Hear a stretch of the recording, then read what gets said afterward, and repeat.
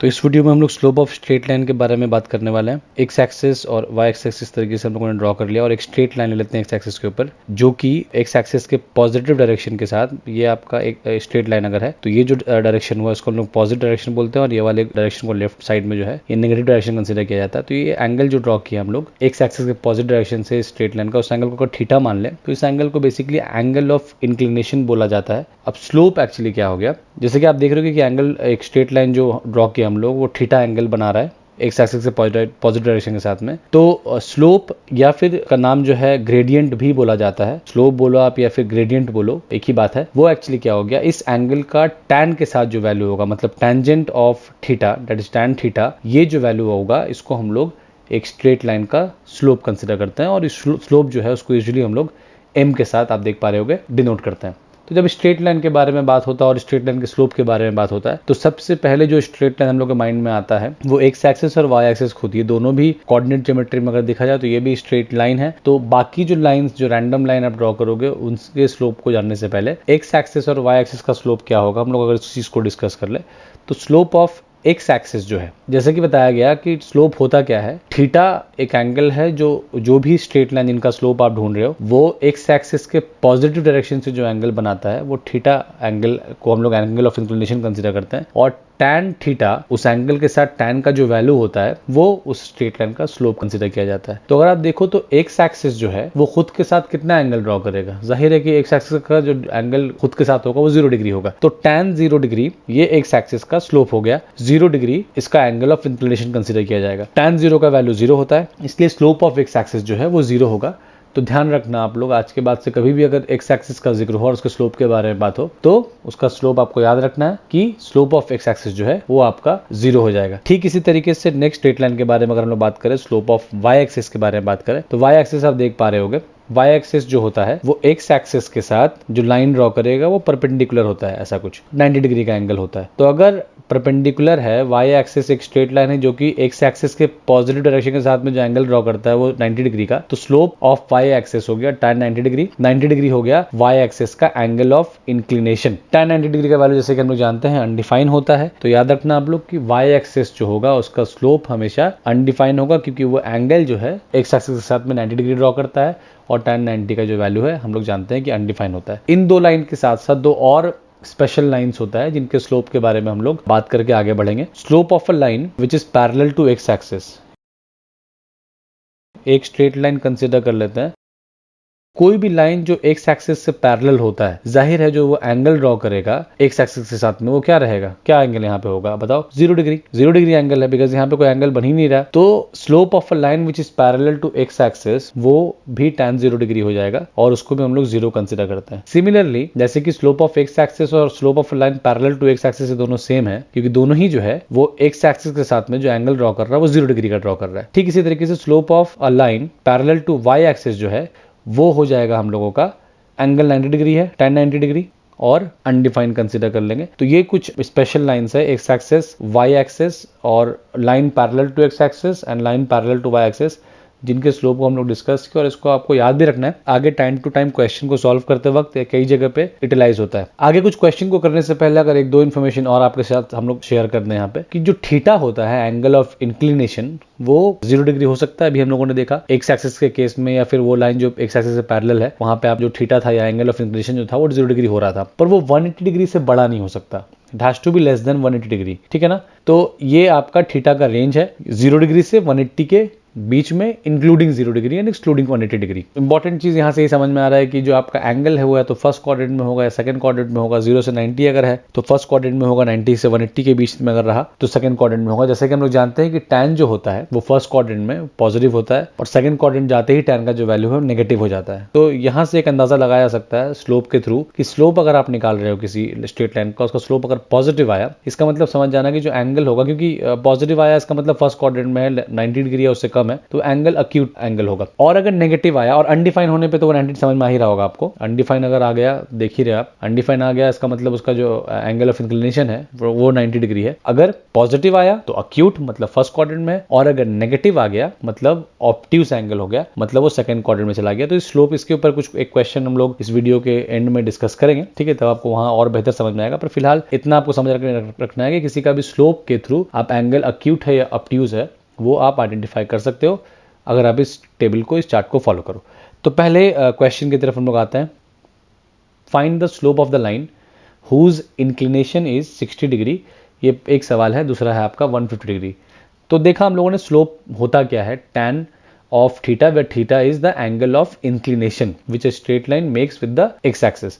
तो 60 डिग्री और 150 डिग्री यहाँ पे दो एंगल दिया है। तो पहले सवाल में अगर हम चले यहाँ, स्लोप क्या हो जाएगा, tan थीटा फॉर्मूला होता है, थीटा हम लोगों का यहाँ पे 60 डिग्री स्ट्रेट अवे दिया हुआ है, tan 60 डिग्री का वैल्यू होता है √3। ये हम लोग के पहले क्वेश्चन का आंसर हो गया। दूसरे क्वेश्चन में आपको एंगल ऑफ इंक्लिनेशन जो है वो दिया हुआ 150, tan थीटा फॉर्मूला स्लोप का होता है, उस हिसाब से tan 150 डिग्री हो गया। एसोसिएट एंगल लगाना पड़ेगा, इस एंगल को कन्वर्ट करना पड़ेगा। तो इस तरीके से कुछ चेंज कर लेते हैं। लाइट एंगल में सीखा होगा आप लोगों ने, देखा होगा कि किस तरीके से 90 डिग्री से बड़ा अगर एंगल रहा तो उसका वैल्यू निकाला जाता है। अगर आप लोगों ने नहीं देखा तो इस टॉपिक के ऊपर मेरा वीडियो चैनल पे अवेलेबल है, वो देख लें, तो आपको समझ में आ जाएगा कि किस तरीके से 90 डिग्री या उससे बड़ा एंगल होने पे हम लोग किसी भी ट्रिग्नोमेट्रिकल फंक्शन का वैल्यू निकाल सकते हैं। फिलहाल यहाँ पे तो 150 को हम लोग 2 × 90 - 30 में ब्रेक कर दिया। सेकंड क्वाड्रेंट होने की वजह से ये नेगेटिव हो जाएगा, और क्योंकि 90 का मल्टीपल इवन नंबर है तो tan will remain tan 30 degree minus tan 30 degree, इसका वैल्यू आ गया जो कि -1/√3 होता है। मतलब सेकंड वाले क्वेश्चन में अगर एंगल ऑफ इंक्लिनेशन आपका 150 डिग्री रहा तो मेरा स्लोप जो है हम लोग का यहाँ पे -1/√3 ये आ जाएगा। नेक्स्ट क्वेश्चन में अगर हम लोग मूव करें, यहाँ पे आपको स्लोप दे दिया है। पिछले वाले क्वेश्चन में एंगल दे दिया था, स्लोप निकालने के लिए बोला गया था। यहाँ पे आपको स्लोप दे दिया है और बोला है कि एंगल क्या बनाएगा, एंगल ऑफ इंक्लिनेशन जो है वो क्या होगा, आपको यहाँ पे वो बता लेना है। तो सबसे पहले हम लोग जो है उस एंगल को थीटा कंसीडर कर लेते हैं। Let the angle of inclination be theta. tan theta slope हो जाएगा उस हिसाब से जो कि गिवन है 1, इसका मतलब वो tan थीटा 1 के इक्वल होना चाहिए। 1 हम लोग जानते हैं कि tan 45 डिग्री का वैल्यू होता है, तो 1 की जगह पे tan 45 डिग्री पुट कर दिया। अब अगर अलाइड एंगल या एसोसिएट एंगल आप पढ़े होगे तो tan अगर पॉजिटिव है तो सिर्फ फर्स्ट क्वाड्रेंट में होगा, जरूरी तो नहीं है। किसी के माइंड में सवाल आ सकता है कि सर थर्ड क्वाड्रेंट में tan पॉजिटिव होता है और थर्ड क्वाड्रेंट में tan 225 डिग्री जो है उसका वैल्यू भी 1 होगा, तो हम लोग उसको क्यों कंसीडर नहीं कर रहे हैं। तो याद होगा आपको, वीडियो के स्टार्टिंग में मैंने बता दिया कि थीटा जो होता है या एंगल ऑफ इंक्लिनेशन जो होता है वो 0 और 180 के बीच में ही होना चाहिए, या तो फर्स्ट क्वाड्रेंट से होगा या सेकंड क्वाड्रेंट से। वैल्यू अगर पॉजिटिव है इसका मतलब वो फर्स्ट क्वाड्रेंट से है, एंगल आपका अक्यूट है, और अगर नेगेटिव है तो वो एंगल ऑफ इंक्लिनेशन आपका सेकंड क्वाड्रेंट से आएगा और एंगल जो होगा वो जाहिर ऑब्ट्यूस हो जाएगा। तो यहाँ पे आपका आंसर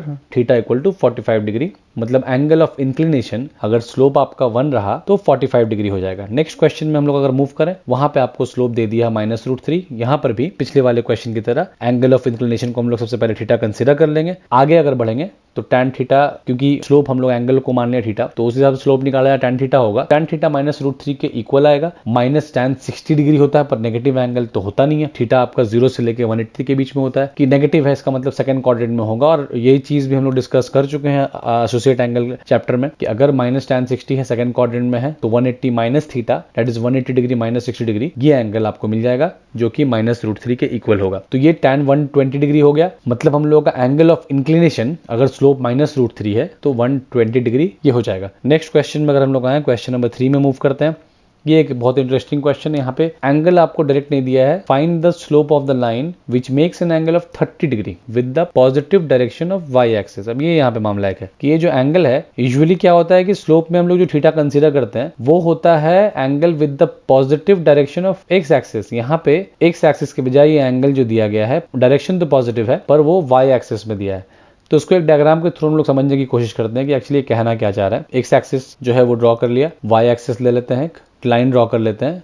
तो ये जो एंगल आपको दिख रहा है यहाँ पे, ये एक्चुअली में ये एंगल दिया हुआ है वाई एक्सिस के पॉजिटिव डायरेक्शन के साथ। अगर जो एंगल बनेगा ये एंगल आपको यहाँ पे दिया हुआ है 30 डिग्री, ठीक है। अब इसके हेल्प से बेसिकली हम लोगों को एंगल ऑफ इंक्लिनेशन, मतलब एक्स एक्सिस के साथ, बिकॉज स्लोप आप किसी भी एंगल को लेकर नहीं निकाल सकते हो। स्लोप के लिए जरूरी है कि जो लाइन एंगल एक्स एक्सिस के पॉजिटिव डायरेक्शन से, मतलब ये जो एंगल आपको दिख रहा है, ये हम लोग ओ ए बी ये तीनों वर्टिसेस को कंसिडर कर लेते हैं। तो जैसे बता रहे थे कि आप एंगल ऑफ इंक्लिनेशन को थीटा ले लो, ये जो एंगल आपको दिख रहा है यहाँ पे, इसको थीटा लेना और यही निकालना है हम लोगों को थीटा। यही एंगल जो है टैन के साथ जुड़कर आपको स्लोप देता है। आप किसी भी रैंडम एंगल को कंसीडर करके स्लोप नहीं निकाल सकते। तो सबसे पहले हम लोगों को ये एंगल पता करना पड़ेगा। उसके लिए ये जो एंगल यहाँ पे देख रहे हैं हम लोग, एंगल ओ ए बी, ये जो है ये भी 30 डिग्री हो जाएगा। रीजन, वर्टिकली ऑपोजिट एंगल, आपको पता होगा ये थ्योरम था, अगर ये 30 है तो वर्टिकली ऑपोजिट एंगल ये भी जो है ये भी आपका 30 डिग्री हो जाएगा। अब इसके अकॉर्डिंगली अगर हम लोग ओ ए बी एक राइट एंगल ट्रायंगल कंसीडर कर लें तो वहां देखा जा रहा है एंगल ओ ए बी तो आपका 30 डिग्री हो ही गया, और साथ ही साथ ये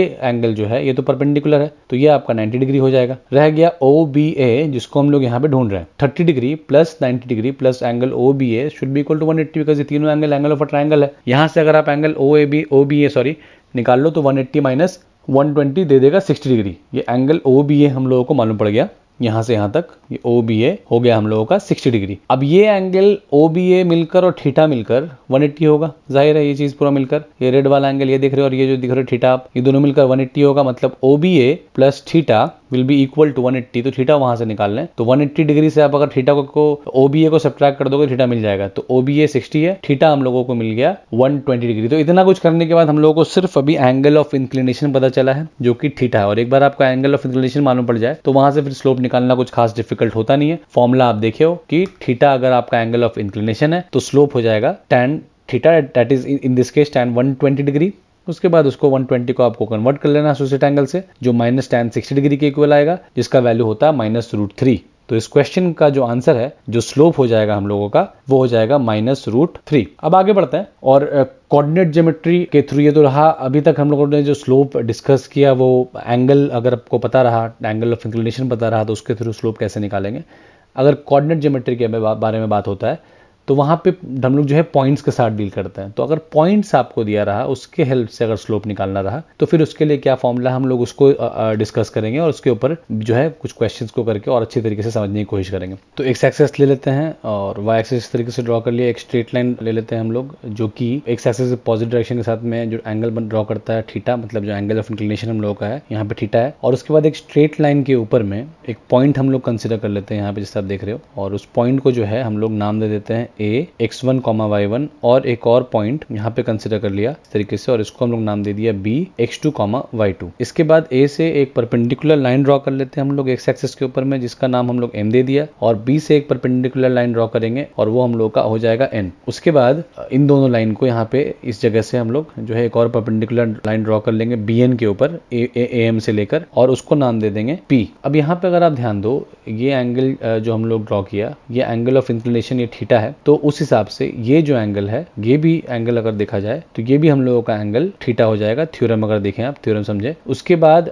ये जो पॉइंट था a, ये x1, y1, और b जो है वो x2, y2 अगर हुआ, तो ये पॉइंट x1, y1 तभी हुआ जब O से लेके M तक का जो लेंथ था वो x1 था, और M से लेके यहाँ तक A तक का जो लेंथ था वो y1 है, तभी ये पॉइंट जाकर आपका x1, y1 कहलाया। मतलब OM जो है वो x1 के इक्वल होगा, और ON जो है O से लेके M तक ये पॉइंट क्योंकि x2, y2 था, तो ON हम लोगों का x2 हो जाएगा। सिमिलरली अगर इसके हेल्प से आप लोग MN का वैल्यू निकाल लें, AP का वैल्यू अगर निकाल लें, तो AP जो है एक्चुअली MN के इक्वल होगा। तो MN क्या हो जाएगा आप खुद ही देखो, यहाँ पे M से लेके N तक का अगर डिस्टेंस निकाला जाए, यहाँ से यहाँ तक का डिस्टेंस हम लोग निकाले, लेंथ अगर निकाले, तो ये पूरा O से लेके N तक का जो लेंथ है, जो x2 है, मतलब ON से अगर OM को सब्ट्रैक्ट कर दिया जाए तो हम लोगों को MN मिल जाएगा।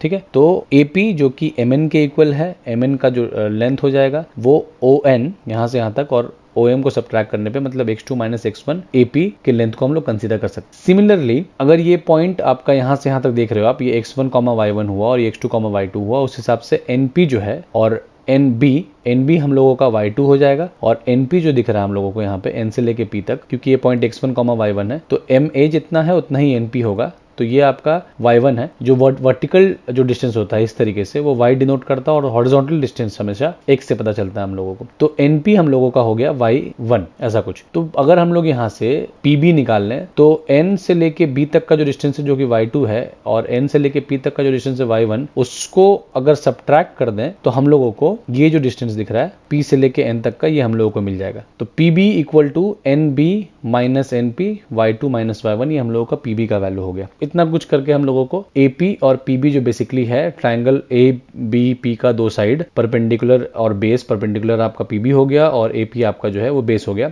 ये हम लोगों को पता चल गया। अब अगर हम लोग राइट एंगल ट्राइंगल APB में जाएं तो उस हिसाब से tan थीटा जो है वो परपेंडिकुलर मतलब PB बाई AP हो जाएगा, जिसका वैल्यू है y2 माइनस y1 PB का, वो PB की जगह पर हम लोग रिप्लेस कर दें और AP का जो वैल्यू है वो x2 माइनस x1। और tan थीटा होता क्या है? tan थीटा होता है स्लोप, जिसको हम लोग m के साथ डिनोट करते हैं। तो ये जो दिखा हम लोगों को, ये हम लोगों को स्लोप का फॉर्मूला मिल गया। अगर कोऑर्डिनेट ज्योमेट्री पॉइंट्स के रेफरेंस में बात किया जाए तो एंगल के थ्रू, अगर आपको एंगल ऑफ इंक्लिनेशन पता है तो आप डायरेक्ट tan थीटा करके भी स्लोप निकाल सकते हो। पर अगर आपको पॉइंट्स दे दिया गया यहाँ से, जैसे इस तरीके से एक लाइन के ऊपर कोई भी दो पॉइंट आपको दे दे और वहां से अगर आपको स्लोप निकालने के लिए बोला जाए तो आप इस फॉर्मूला को यूज करके भी स्लोप निकाल सकते हो, y2 minus y1 by x2 minus x1। ध्यान आपको ये सिर्फ ये देना है कि जिसका y ले रहे हैं आप पहले, उसी का x भी नीचे पहले होगा। इस फॉर्मूला को याद आप ऐसे भी रख सकते हो, डिफरेंस ऑफ एब्सिसा, y को एब्सिसा भी बोला जाता है, तो एब्सिसा का difference by difference of ordinates. But difference निकालते वक्त ध्यान रखना कि y में जिस टर्म को आप पहले कंसीडर किए उसी का x को भी पहले लेना है, चाहे वो आप y2 माइनस y1 करो या y1 माइनस y2 करो, एक ही बात है। पर सिर्फ ध्यान ये देना है कि अगर y2 को आपने पहले लिया है तो नीचे भी x2 पहले होना चाहिए, और अगर y1 को पहले लिया है तो नीचे में भी पहले x1 को ले लेना है। इस ऑर्डर को मेंटेन करते रहना है बस। तो ये हो गया स्लोप का फॉर्मूला। और इस फॉर्मूला को कब यूज करना है? जब आपको पॉइंट्स दिया रहेगा, एक स्ट्रेट लाइन के ऊपर जो दो पॉइंट आपको दे दे और स्लोप निकालने के लिए बोले, तो हम लोग इस फॉर्मूला को यूज करेंगे। और डायरेक्ट अगर आपको एंगल ऑफ इंक्लिनेशन दे देगा तो देखा हम लोगों ने कि कैसे अगर आपको एंगल ऑफ इंक्लिनेशन पता हो, थीटा का वैल्यू पता हो, तो स्लोप निकालते हैं। तो कुछ क्वेश्चन बढ़ते हैं, देखते हैं अगर आपको पॉइंट्स दिया रहे तो फिर इस फॉर्मूला को यूज करके हम लोग स्लोप कैसे निकाल सकते हैं। पहला क्वेश्चन आता है स्लोप्स के ऊपर, वीडियो का हम लोगों का 4th क्वेश्चन है और इस फॉर्मूला पे पहला क्वेश्चन एक्चुअली। तो find the slope of the line passing through the points 2, -3 and -5, 9। जैसे कि बताया कि ये फॉर्मूला आपको तब यूज कर लेना है जब आपको स्ट्रेट लाइन के ऊपर का दो पॉइंट दे देगा, जैसे कि यहाँ पे दिया है 2, -3 एक पॉइंट और -5, 9 दूसरा पॉइंट पहले वाले क्वेश्चन में। सेकंड वाले क्वेश्चन में भी दो पॉइंट है, तो उसको फॉर्मूला को यूज करके स्लोप कैसे निकालेंगे, फॉर्मूला आपको दे देना है ताकि आपको समझ में आए कि कैसे इस फॉर्मूला को यूटिलाइज करना है। तो m equal to y2 minus y1 by x2 minus x1 होता है। जैसे कि बताया, आप किसी को भी x1 y1 ले लो, x2 y2 ले लो, अगर पहला वाला पॉइंट है उसको ही x1 y1 लेंगे, दूसरे वाले को x2 y2 लेंगे, ऐसा कोई रूल नहीं है। सिर्फ आपको ध्यान ही देना है कि जिसका y आप पहले ले रहे हो उसी का x भी पहले होना चाहिए। तो स्लोप y2, अगर हम लोग यहाँ पे 9 को y2 कंसिडर कर लें तो 9 अगर हम लोगों का y2 है, फिर x हम लोगों का 9 को हम लोग अगर y2 ले रहे हैं तो x हम लोगों का x2 आ गया, ऐसा कुछ। तो y2 और x2 की जगह पे 9 और -5, तो 9 y2 है, ये y1 हो गया। तो 9 minus for the formula, minus formula का ये माइनस है और फिर यहाँ पे भी माइनस है इसलिए ब्रैकेट दिया -3। तो ये हम लोगों का हो गया, अगर आप ध्यान दो, ये y1 हो गया। और यहाँ पे ये x2 डिनोमिनेटर में -5 -2, तो ये हो गया हम लोगों का स्लोप जो है न्यूमरेटर में 12 और नीचे में -7, जो कि दे देगा -12/7 क्वेश्चन नंबर 1 का स्लोप। नंबर 2 में चले आए, x1 y1 इसको कंसिडर कर लें, x2 y2 यहाँ पे कंसिडर कर लें इसको, तो ये हो जाएगा -4 -5 न्यूमरेटर में, डिनोमिनेटर में -3, देन माइनस प्लस ऑफ -3। तो देख रहे हैं ये भी +3 हो जाएगा। तो बेसिकली डिनोमिनेटर जो हम लोगों का है वो 0 हो जाएगा, मतलब अनडिफाइन आ गया। तो अगर देखा जाए तो स्लोप अनडिफाइन कब होता है? जब एंगल ऑफ इंक्लिनेशन 90 डिग्री होता है। मतलब ये जो लाइन बनेगा, ये लाइन हम लोगों का y एक्सिस के साथ पैरेलल रहेगा, क्योंकि कोई भी लाइन जिसका स्लोप अनडिफाइन होता है मतलब वो x एक्सिस से जो है 90 डिग्री एंगल ड्रॉ कर रहा है तभी। और 90 डिग्री एंगल ड्रॉ करता है या तो वो लाइन y एक्सिस खुद हो तब, या फिर कोई लाइन जो y एक्सिस से पैरेलल हो। तो y एक्सिस खुद तो हो नहीं सकता, बिकॉज y एक्सिस होने के लिए x का वैल्यू को 0 होना पड़ेगा, x 0 है नहीं। तो इसका मतलब ये जो लाइन है ये y एक्सिस से पैरेलल है। तो कभी अगर ये पूछे आपसे चेक करने के लिए, बोले कि बताओ कि क्या ये लाइन x एक्सिस और y एक्सिस से पैरेलल है, तो आप अगर स्लोप अनडिफाइन आ जाए मतलब लाइन y एक्सिस से पैरेलल है, और अगर 0 आ जाए मतलब x के साथ पैरेलल है। नेक्स्ट क्वेश्चन में मूव करते हैं। यहाँ पे आपको स्लोप दे दिया लाइन का, बोला स्लोप जो है वो -4/3 है, और जो पॉइंट हम लोगों को दिया हुआ है उसमें एक पॉइंट जो है वो मिसिंग है, मतलब नहीं पता है, नोन है a, और उसका वैल्यू ढूंढने के लिए हम लोग को यहाँ पे बोला गया है। तो हम लोग अगर फॉर्मूला से यहाँ पे जो स्लोप हम लोग को गिवन है क्वेश्चन में वो -4/3 दिया है। अब अगर फॉर्मूला यूज़ कर ले 2 पॉइंट का स्लोप निकालने के लिए तो a-11/2 ऑफ -8 इस तरीके से स्लोप का फॉर्मूला हो जाएगा, जो कि -4/3 नोन है हम लोगों को पहले से। अब यहाँ पे इसको अगर थोड़ा सा कैलकुलेट कर लें तो a-11 न्यूमरेटर है, नीचे में प्लस हो जाएगा, वो 10 हो जाएगा। क्रॉस मल्टीप्लाई कर लेने पे 3a-33 इक्वल्स टू -40, जो कि यहाँ से 3a का वैल्यू दे देगा हम लोगों को -40, और ये 33 वहाँ जाकर +33 हो जाएगा -7। a बहुत आराम से बहुत ईजिली हम लोग को यहाँ पे जो है -7/3 वो मिल गया। मतलब अगर जो स्लोप आपको पता हो तो आप इस तरीके से, अगर कोई इसमें पॉइंट में एक आग वैल्यू मिसिंग है तो हम लोग इस तरीके से उसको निकाल सकते हैं। इस वीडियो के लास्ट क्वेश्चन में आते हैं। यहाँ पे आपको बोला गया है कि एक लाइन 2 पॉइंट दिया है, उससे पास कर रहा है। तो अगर उससे पास कर रहा है तो पूछा ये है कि जो एंगल बनेगा वो अक्यूट एंगल होगा, मतलब एंगल ऑफ इंक्लिनेशन के बारे में बात हो रहा है। जो भी angle positive direction of x axis से ड्रॉ होता है उस एंगल को हम लोग बोलते हैं एंगल ऑफ इंक्लिनेशन। तो बेसिकली यहाँ प्रूव करना है या दिखाना है कि जो एंगल ऑफ इंक्लिनेशन होगा वो क्या अक्यूट एंगल होगा या नहीं होगा, हम लोग को इस बात को चेक करना है। तो अगर आपको याद होगा, वीडियो के स्टार्टिंग में बताया था, ये टेबल भी देखा था हम लोगों ने, कि स्लोप अगर पॉजिटिव आया तो एंगल ऑफ इंक्लिनेशन मतलब वो एंगल जो एक्स एक्सिस के पॉजिटिव डायरेक्शन से बनाया जाएगा वो अक्यूट होगा, और अगर नेगेटिव आया स्लोप तो वो ऑब्ट्यूज होगा। रीज़न आपको बताया था कि अक्यूट होने का, पॉजिटिव वैल्यू होने का मतलब है कि फर्स्ट क्वाड्रेंट में है, टैन जो है फर्स्ट क्वाड्रेंट में पॉजिटिव होता है, मतलब एंगल आपका 90 से कम है, तो ऑटोमेटिकली वो एंगल अक्यूट हो जाएगा। और अगर नेगेटिव वैल्यू है मतलब वो एंगल सेकंड क्वाड्रेंट में है, मतलब एंगल 90 से बड़ा है, क्योंकि टैन सेकंड क्वाड्रेंट में नेगेटिव होता है, तो वो एंगल ऑटोमेटिकली ऑब्ट्यूज हो जाएगा। मतलब यहाँ पर स्लोप निकाल लेना, और स्लोप निकालने के बाद उसका वैल्यू का साइन क्या आया है, पॉजिटिव या नेगेटिव क्या आया, उसके अकॉर्डिंगली फिर हम लोग डिसाइड करेंगे कि एंगल अक्यूट होगा या नहीं होगा। तो स्लोप निकालने के लिए देखा हम लोगों ने, फॉर्मूला था y2 - y1, मतलब यहाँ पे -5 को अगर y2 ले लें तो -5 माइनस ऑफ -6 न्यूमरेटर, डिनोमिनेटर में x2 - x1 -2 / -4, न्यूमरेटर में माइनस माइनस से प्लस होकर 6 हो जाएगा, 6 - 5 विल गिव अस 1, डिनोमिनेटर -6, जो कि एक नेगेटिव वैल्यू दे रहा है। अब अगर स्लोप नेगेटिव है तो टेबल आपके सामने है, आप देख पा रहे होगे कि स्लोप नेगेटिव है, इसका मतलब एंगल ऑब्ट्यूज है। सवाल क्या था कि does it make an acute angle with the positive direction of x axis, तो जवाब है नहीं। क्यों? क्योंकि ऑब्ट्यूज एंगल बना रहा है, क्योंकि ये वैल्यू नेगेटिव है। नेगेटिव का मतलब एंगल ऑब्ट्यूज होगा, ऑब्ट्यूज है मतलब वो अक्यूट नहीं है। तो इसका जवाब होगा, हम लोगों का आंसर होगा, thus the line does not make it an acute angle with the positive direction of x axis because the slope is negative। तो ये हम लोगों का slope of a straight line के बेसिक कुछ बातों को समझाने के लिए इस वीडियो में हम लोगों ने कोशिश किया है अब तक। उम्मीद है कि ये वीडियो आपको समझ में आया होगा और slope of a straight line का जो कॉन्सेप्ट है वो आपको क्लियर हो गया होगा। Thank you for watching our videos.